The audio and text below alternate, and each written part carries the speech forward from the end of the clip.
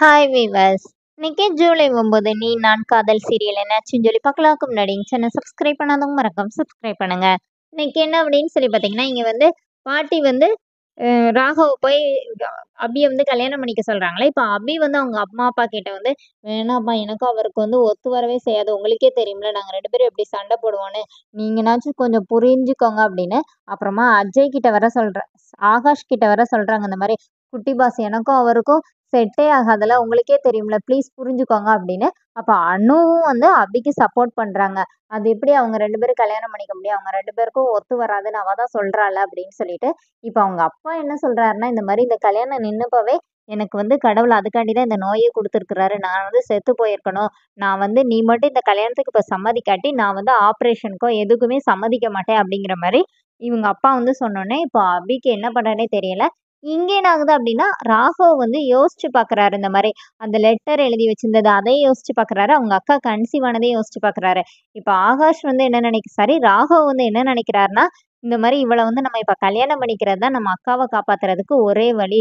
நம்ம அம்மா தான் இந்த மாரி பாட்டி இதுல வந்து நம்மள வந்து அவள கல்யாணம் பண்ணிக்க சொல்றாங்க. எப்படியா இருந்தாலும் இவ வந்து அக்கா குழந்தை பிறக்கிற வரைக்கும் இவள நம்ம கண்ட்ரோல்லயே வச்சிருக்கணும். அதுதான் நல்லது. ஏன்னா இவ வந்து எப்படி இருந்தாலும் விக்னேஷ் கூட கல்யாணம் நின்னு போனது நல்லதுன்னு தான் நினைச்சிட்டு இருந்திருப்பா. ஏன்னா இவ தான் அந்த ராஸ்கல் கூட ஓடணும்னு தானே இருந்தா. அதனால இவள நம்ம கல்யாணம் பண்ணிக்கிறது தானே நல்லதுன்னு சொல்லிட்டு ராகவ் வர கல்யாணத்துக்கு ஓகே சொல்லிடுறாரு.